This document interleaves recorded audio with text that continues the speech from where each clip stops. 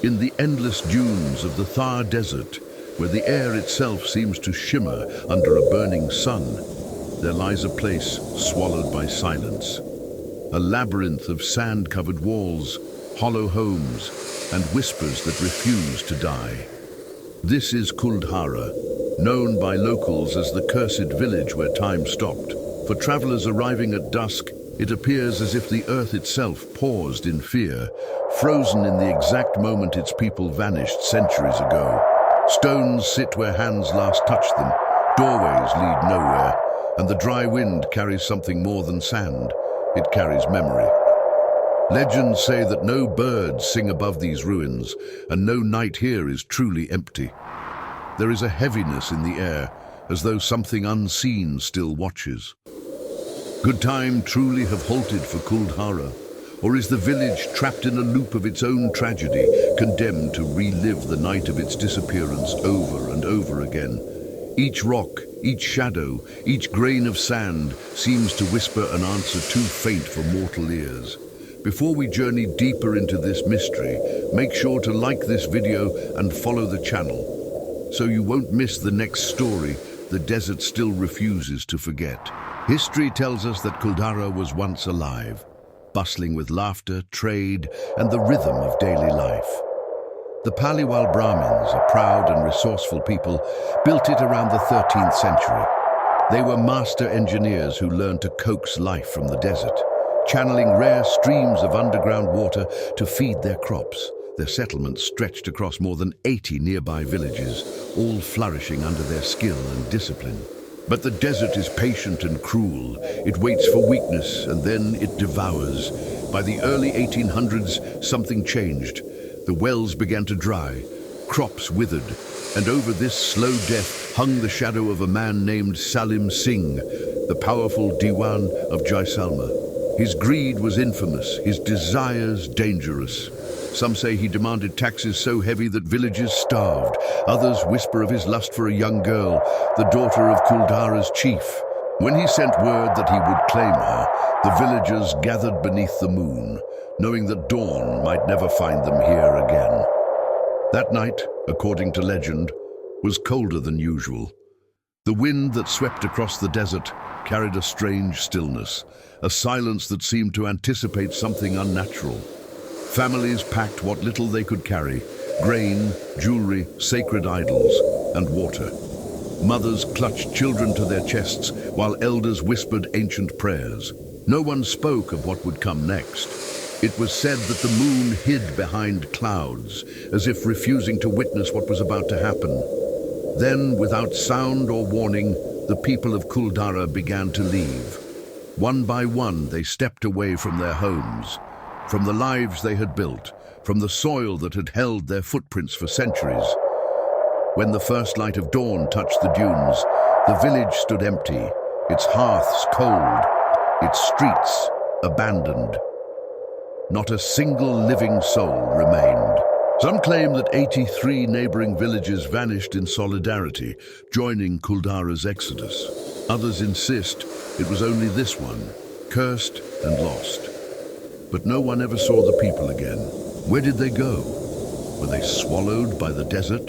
Did they find refuge somewhere else? Or did something far more sinister claim them before they could escape?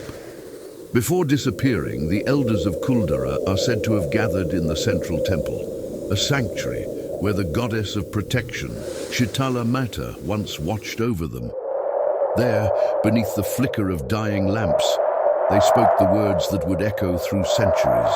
They cursed the land, vowing that no one who dared to live there would ever find peace. The curse was not shouted, it was whispered, carved into the silence like a scar. When the villagers vanished, that silence remained, heavy, unmoving, eternal. Those who later tried to rebuild Kuldhara spoke of strange happenings. Doors creaking in houses long sealed, shadows crossing walls where no one walked, sudden chills beneath a burning sun. Animals refused to enter the ruins. Birds flew over without landing. Even the air felt wrong, too dense, too watchful. Could it be that the curse was real? Or was it fear itself, feeding on imagination, that kept life from returning to this place?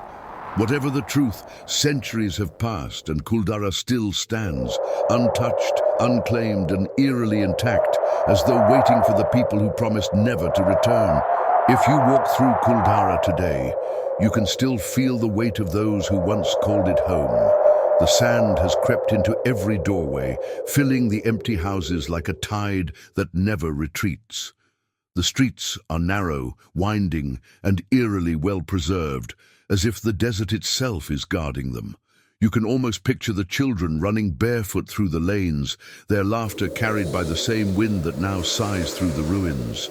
Some visitors say that the air grows colder without warning, especially near the center of the village, as though something unseen passes through. A few even claim to hear footsteps behind them, only to turn and find no one there. Scientists call it desert acoustics, the way sound bends and echoes in arid spaces. But locals insist it's more than that. The land is remembering. It's replaying the past like an endless recording, forcing time to repeat the moment it froze. And so the village endures, not truly alive, yet not entirely dead. Does the desert hold their souls beneath the dunes? Or is memory itself the ghost that haunts this place? Every legend needs a villain, and in Kuldhara's story, that role belongs to Salim Singh, the Diwan of Jaisalmer. His name is whispered with bitterness even 2 centuries later. History records him as a cunning and ambitious minister, known for exploiting his people through brutal taxation.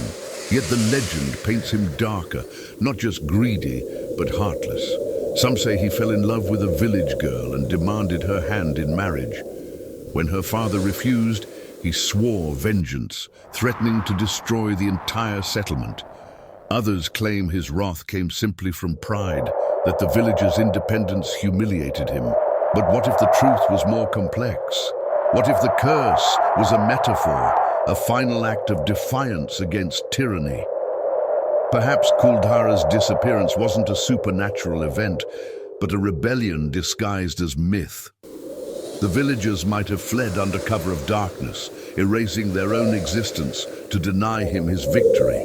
In doing so, they left behind a legend so powerful it outlived every document, every trace of their real fate. Could Salim Singh's cruelty truly drive an entire civilization to vanish? Or was his shadow only the first chapter of a deeper mystery? No one knows where the villagers went after leaving Kuldhara. Some believe they escaped north toward the oasis towns near Jodhpur, blending into other Brahmin settlements under new names. Others say they vanished into the desert's endless horizon, never to be seen again. There are no records, no graves, no clues, as if they dissolved into the sand itself. Caravan traders who passed through the region years later reported seeing strange flickers of light on distant dunes at night, small clusters of fire that appeared and disappeared without explanation. Could those have been the last embers of the fleeing villagers' campfires, or were they something else entirely, spirits still wandering, searching for the home they left behind? The desert keeps its secrets well. Wind erases footprints within hours, and the dunes shift with each passing storm. The trail of Kuldhara's people was buried long before anyone began to ask where it led. But one question lingers in every traveler's mind.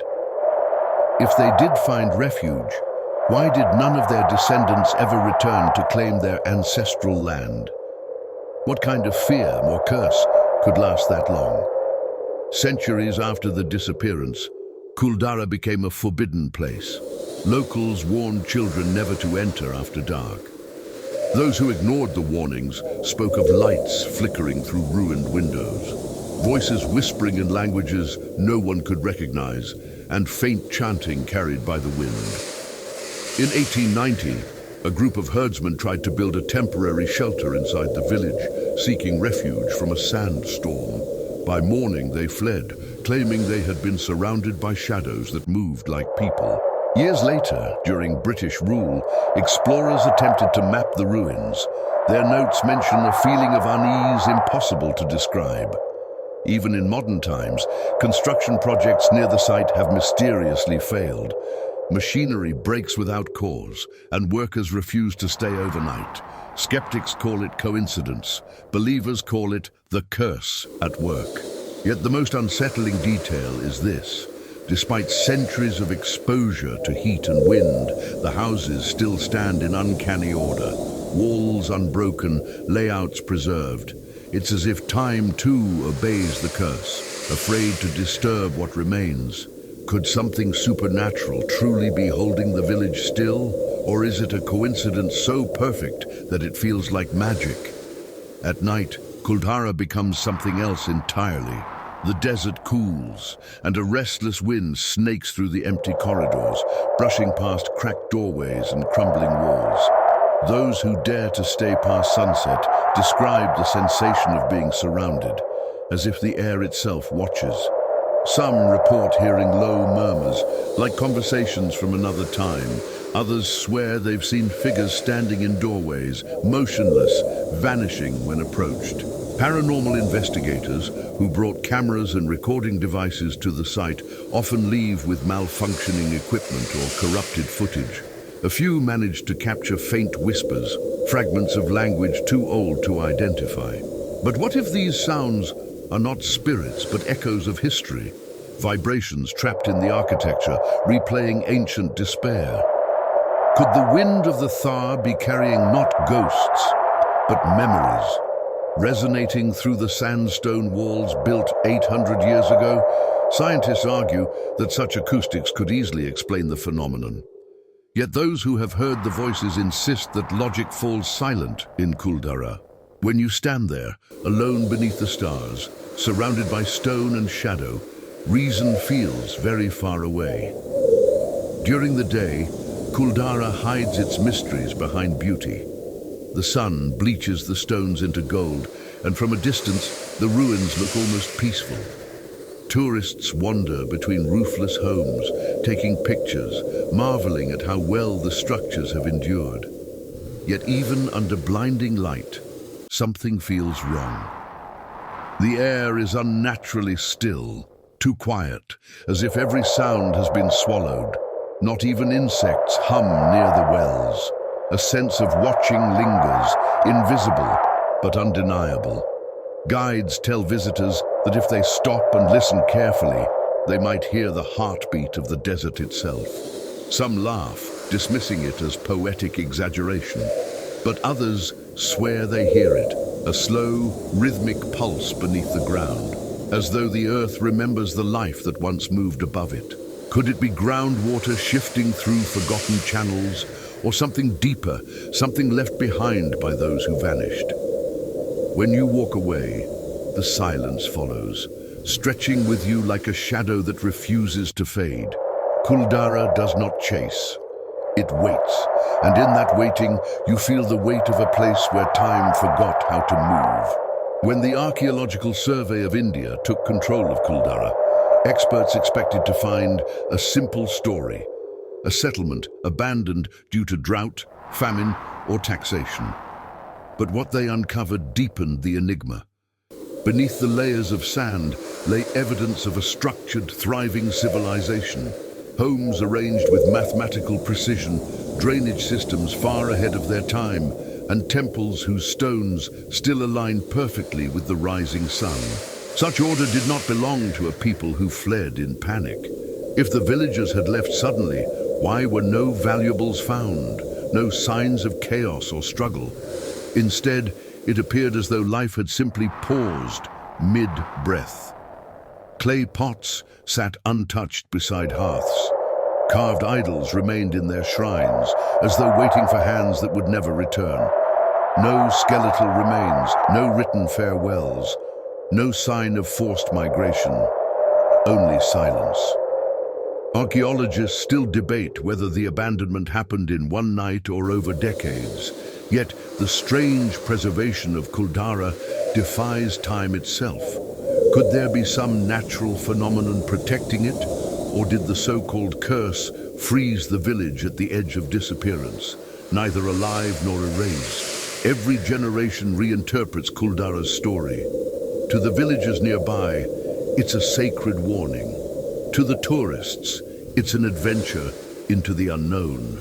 But to scholars, it is a question of identity. Why do humans transform tragedy into myth? Perhaps the curse was never about vengeance, but about remembrance. When the Paliwal Brahmins left, they may have sworn that no one should ever desecrate what they built, turning their farewell into sacred law. Over time, that law grew teeth and became a curse.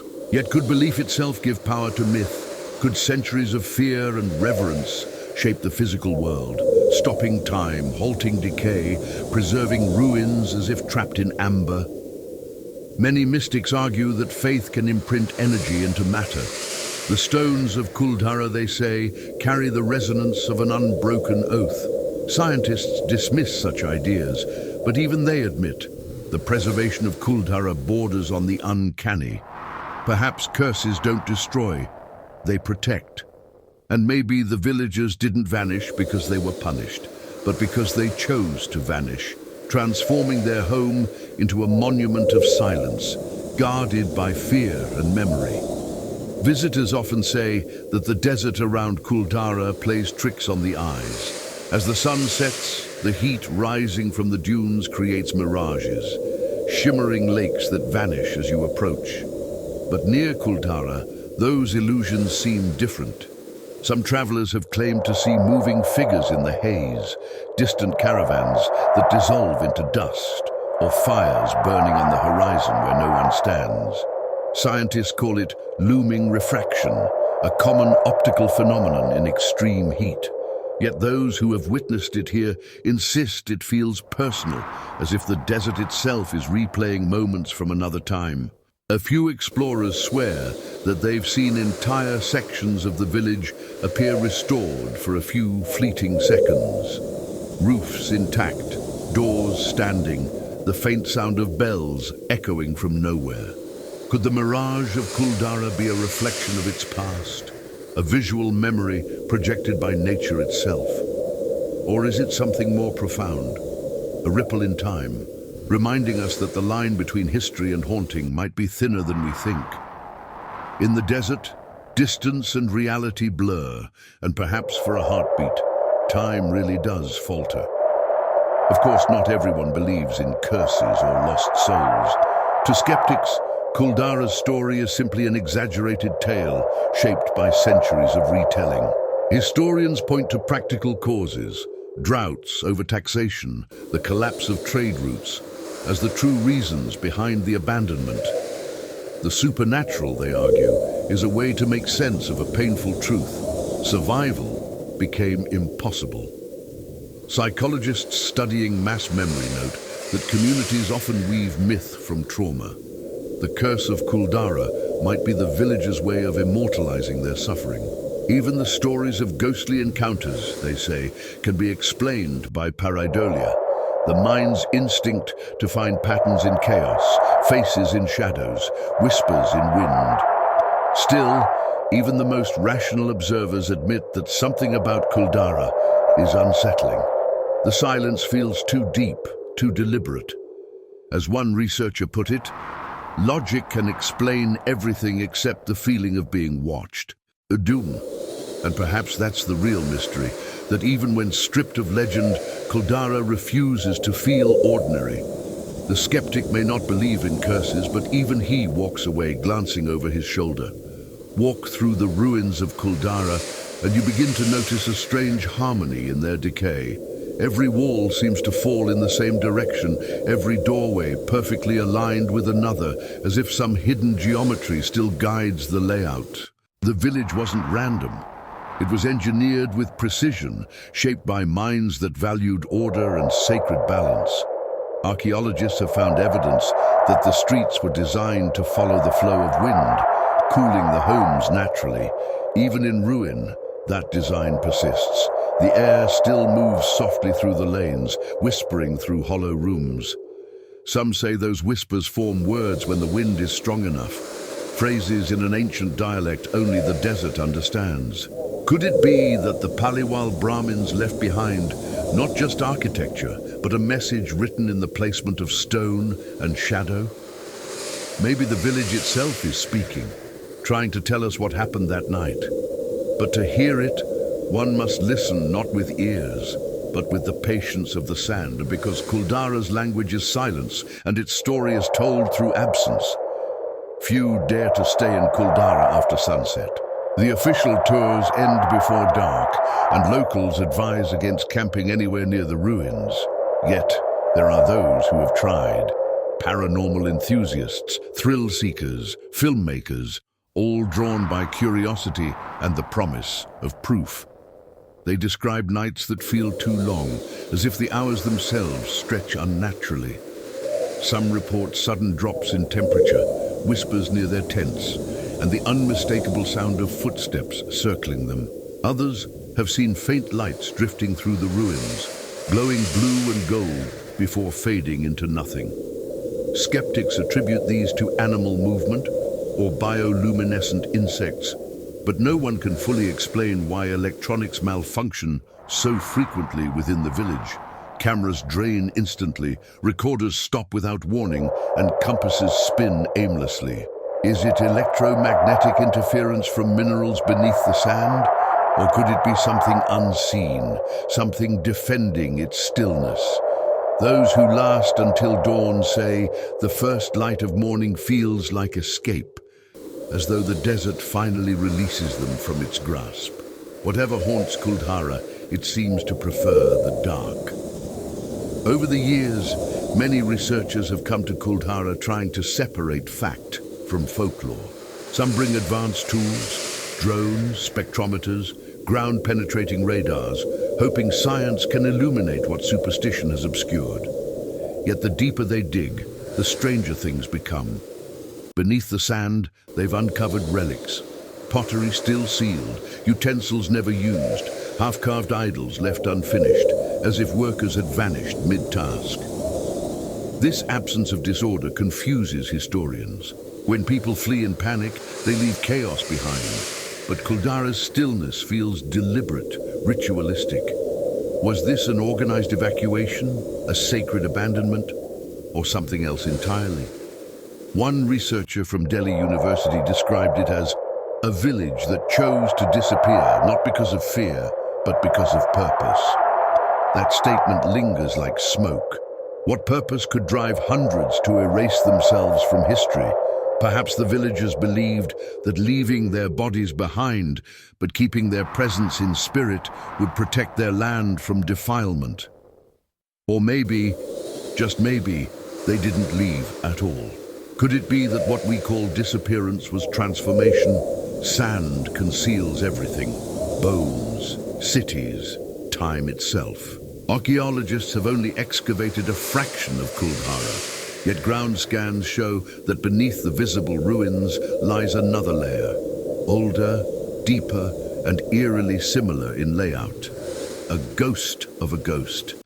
Could this mean the village had already died once before, rebuilt atop its own ashes?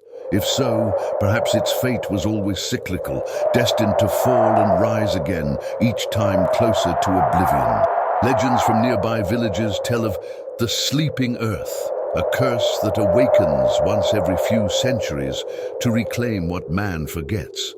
Could Kuldhara's curse be part of that ancient belief, a repetition of time's punishment? When storms come, the dunes shift violently, uncovering pieces of pottery, tools, even remnants of walls unseen for generations. It's as if the desert exhales its secrets, only to bury them again. Maybe Kuldhara isn't haunted by ghosts, but by itself, trapped in an eternal struggle between remembrance and erasure. And every time the wind rises, the sands whisper, "We are still here." Near the heart of Kuldhara lie the old wells, deep, circular mouths carved into stone, once the lifeblood of the village. Today they are dry, silent, and unsettlingly dark. Locals say you can drop a pebble into one and never hear it hit the bottom. Scientists explain this as a result of collapsed underground chambers or sediment buildup, but the villagers have another story. They say that the wells became gateways, that on the night of the Exodus, the people of Kuldhara cast their final offerings into the water, sealing their fate. Some even claim that when the villagers vanished, they descended into the earth itself, choosing to live beneath the desert rather than surrender to tyranny. Others whisper that the curse came from the wells, that something ancient and restless stirred beneath their depths long before Salim Singh ever cast his shadow. Could it be that what the villagers called a curse was their attempt to contain something unspeakable? If so, the silence of the wells isn't just emptiness, it's warning. Stand too close, they say, and you can hear the echo of voices still calling from below. Among the ruins stands a temple, its entrance half buried in sand, its altar cracked but untouched. Inside, carved into the wall, are lines from a prayer, incomplete, fading with time. The final words stop abruptly, as though the sculptor's hand froze mid-chisel. Historians see it as coincidence, an interrupted task before the abandonment. But believers say it marks the very moment when time stopped for Kuldhara. They tell of a priest who began a ritual to protect the village from the Diwan's wrath. But before he could finish, the curse took hold, trapping the final verse in stone. It's said that on some nights, when the air is still and the moonlight enters the temple, you can hear the rest of the prayer, whispered by a voice that doesn't belong to the living. Could this be the echo of the priest himself, forever completing what was left undone? Or is it the desert's way of mocking human faith, repeating words that once held power, now reduced to ghostly sound? Whatever it is, the unfinished prayer remains the heart of Kuldhara's silence, a wound that never fully healed. Long after Kuldhara was abandoned, travelers crossing the Thar Desert began to tell stories of strange processions seen under the moonlight. They spoke of caravans that moved without sound, long lines of silhouettes leading camels that left no footprints in the sand. The lights they carried glowed faintly blue, and their figures shimmered, neither solid nor mist. These apparitions would appear near the ruins and vanish as suddenly as they came. Locals began to call it the Phantom Caravan of Kuldhara. Some believed it was the spirits of the villagers, eternally retracing their escape, condemned to wander until their story was told. Others thought it might be desert mirages, illusions born from heat and wind. Yet a few who claim to have seen the caravan swear that when the figures pass, the wind stops, the stars fade, and for a single moment, the world feels weightless, as if reality itself hesitates. Could these be echoes in time, ripples left by the night the villagers disappeared? Or is the caravan a warning, a reminder that no one truly leaves Kuldhara? Every legend has a guardian, and Kuldhara is no exception. The locals speak of an old man who appears whenever strangers linger too long after sunset. He is dressed in white, his face hidden by a scarf, and his voice, when he speaks, sounds like the wind itself. Some say he is a living man, a hermit who has made the ruins his home. Others insist he is the last of the Paliwal Brahmins, cursed to watch over Kuldhara until the end of days. Travelers who have met him describe feeling a mix of calm and dread. He answers questions with riddles, and before anyone realizes, he is gone. A few photographs have captured a distant silhouette near the wells, matching his description, though no one has ever found his shelter. Who is this figure? A guardian, a ghost, or perhaps just a tale born from the need to give the ruins a keeper? Maybe the true purpose of his story is to remind visitors that they are never truly alone here. After all, some places don't need walls to be watched, only memory. Those who visit Kuldhara speak of an invisible threshold that separates the village from the world outside. Step past it, and something changes. The air thickens, sound dulls, and even time feels slower. Animals sense it first. Camels hesitate, dogs whimper, and birds refuse to land. Scientists might dismiss it as a psychological effect, a response to desolation and the weight of legend. But is it? Could centuries of belief have imprinted a real, measurable energy into this land? Paranormal researchers once set up electromagnetic sensors around Kuldhara's perimeter, and according to their unpublished notes, the reading spiked near the village's edge, only there as if marking an unseen boundary. The data was inconclusive, yet it fueled more questions than answers. What if the villagers didn't just curse the place? What if they sealed it, creating a barrier between two realities? Maybe that's why nothing grows here, why no one stays long. The curse might not punish intruders. It could be containing something far older, far more dangerous. Perhaps the villagers weren't victims of evil, but its jailers.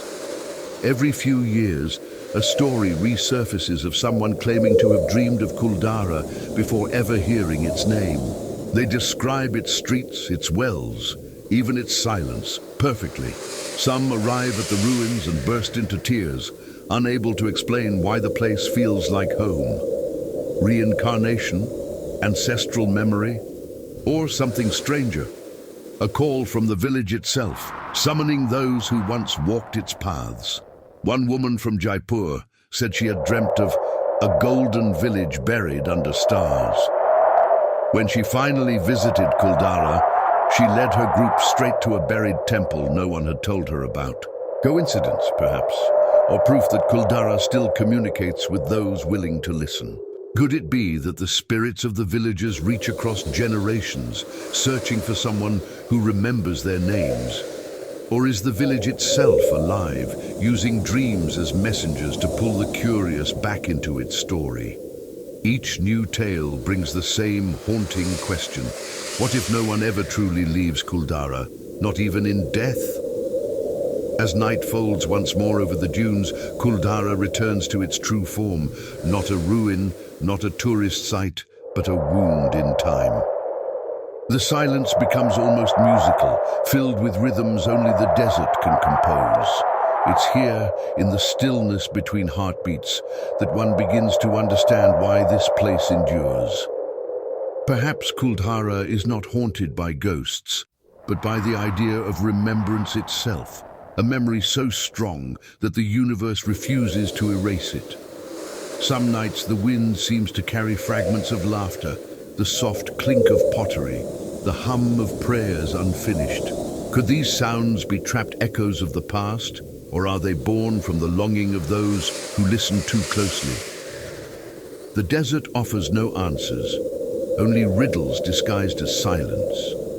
One might wonder, if time truly stopped here, what else might be frozen with it?